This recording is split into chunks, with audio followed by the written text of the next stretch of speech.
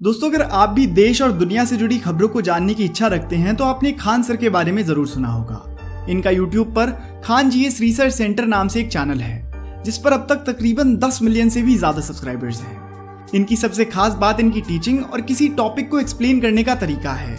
ये टीचिंग करते समय बीच बीच में अपनी भोजपुरी लैंग्वेज का जिस तरीके से इस्तेमाल करते हैं उससे उनके व्यूअर्स को पढ़ने में और टॉपिक को समझने में काफी आसानी होती है, जिस वजह से ज्यादा लोग इनकी वीडियोस को देखने आते हैं। खान सर मुश्किल से मुश्किल लगने वाली थ्योरी को भी इतनी सरलता के साथ समझाते हैं कि पढ़ने वाले को लगता ही नहीं कि वो कोई डिफिकल्ट टॉपिक के बारे में जान रहा है। सिर्फ यही नहीं, बल्कि खान सर को उनके चाहने वाले लोग भारत के दूसरे डॉक्टर एपीजे अब्दुल कलाम के नाम से तक पुकारते हैं।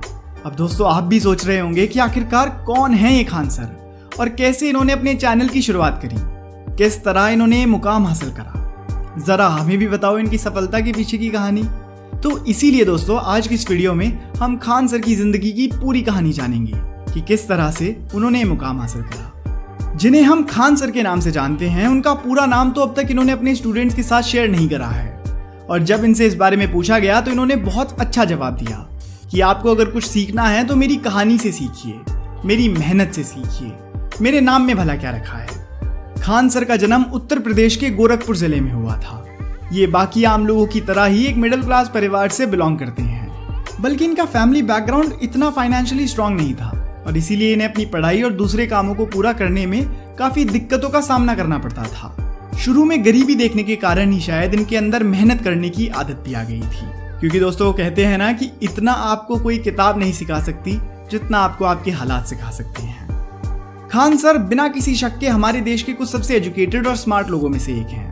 पर आपको जानकर हैरानी होगी कि इन्होंने अपनी शुरुआती पढ़ाई किसी बड़े स्कूल या फिर कोचिंग इंस्टीट्यूट से नहीं, बल्कि अपने ही गांव के पास के एक सरकारी स्कूल से पूरी करी थी। स्कूल के शुरुआती सालों में खान सर ज्यादा पढ़ाई में ध्यान नहीं देते थे और इस बारे में उन्होंने अपने एक इंटरव्यू में भी बताया कि वो एक बहुत ही एवरेज स्टूडेंट हुआ करते थे और उनका कभी भी पढ़ाई में ज्यादा ध्यान नहीं रहता था। हालांकि उनकी माँ की डांट का असर उन पर जरूर हुआ था, क्योंकि फिर 9th क्लास के बाद से वो काफी समझदार और होशियार स्टूडेंट बन गए थे। इसी समय से उन्होंने अपने फेवरेट सब्जेक्ट्स जैसे कि हिस्ट्री को ध्यान और इंटरेस्ट के साथ पढ़ना शुरू कर दिया।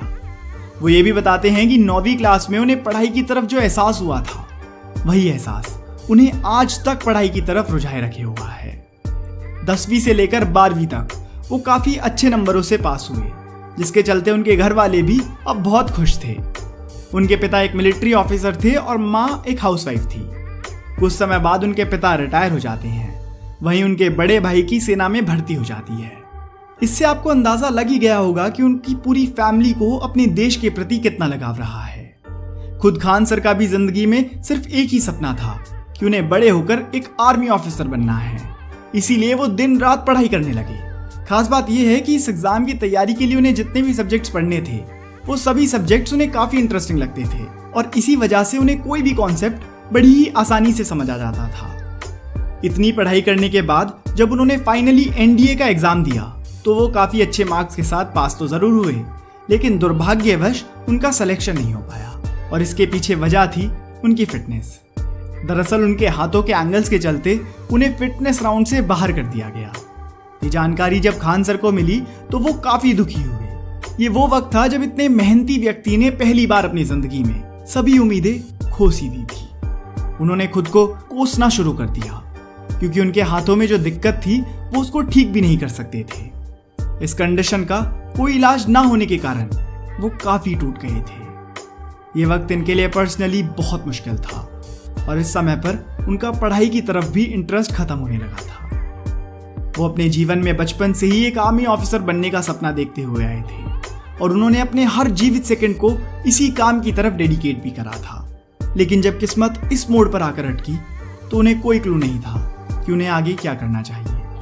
पर फिर उनके माता पिता ने उनका हौसला बढ़ाते हुए कहा कि तुम इंडियन आर्मी में सेलेक्ट नहीं हुए तो क्या हुआ, तुम अभी भी देश की सेवा कई तरीकों से कर सकते हो। बहुत समझाने के बाद खान सर काफी मोटिवेट हुए और उन्होंने पूरी एनर्जी के साथ कमबैक करने का फैसला करा। तब से उनका एक ही लक्ष्य है कि जनता की सेवा करनी है। अपने माता पिता के समझाने पर उन्होंने अपने आगे की पढ़ाई भी जारी रखी और इसके बाद इलाहाबाद यूनिवर्सिटी से बीएससी और एमएससी में अपनी पढ़ाई पूरी करी। हालांकि इससे पहले भी उन्होंने AIEEE की पूरी तैयारी कर रखी थी, पर एग्जाम के दिन शायद फिर भाग्य ने इनका साथ छोड़ दिया था, क्योंकि जिस दिन एग्जाम था उस दिन ये पूरे दिन सोए रहे और एग्जाम का वक्त निकल गया। पर दोस्तों, भले ही वो दिन उनके लिए इतना अच्छा ना रहा हो, पर आज के समय उसी दिन के कारण लाखों बच्चों का भविष्य बन रहा है। क्योंकि अगर उस दिन खान सर परीक्षा के लिए उठ गए होते तो शायद आज हम लोग उनके बारे में कुछ नहीं जानते और इनका ज्ञान भंडार हमारे नसीब में नहीं होता। आपको सुनकर हैरानी होगी कि जब वो BSc की पढ़ाई कर रहे थे तो 3 बार जेल भी जा चुके थे। दरअसल जब वो कॉलेज में थे तो स्टूडेंट यूनियन के मेंबर थे। स्टूडेंट्स के हित में लड़ते हुए उन्हें जेल की हवा भी खानी पड़ी थी। जिंदगी की कठिनाइयों से रूबरू हुए तो एहसास हुआ कि किस किस तरह हमारा समाज पॉलिटिक्स के कारण बदतर होता जा रहा है और गरीब बच्चे ढंग से शिक्षा प्राप्त नहीं कर पा रहे हैं और यहाँ तक कि कई बच्चे तो बाल मजदूरी कर अपने घर को चला रहे हैं। ये सब उन्हें हजम नहीं हुआ और उन्होंने तय करा कि वो अब किसी बड़ी जॉब को करने के बजाय गरीब बच्चों को अच्छी एजुकेशन देंगे, जिससे गरीब घर के बच्चे भी आगे जाकर कुछ बन सकें और अपने फ्यूचर को सिक्योर कर सकें। पर दोस्तों, ये इतना आसान नहीं था, क्योंकि जैसा कि हम सब जानते हैं कि खान सर की आर्थिक स्थिति इतनी अच्छी नहीं थी।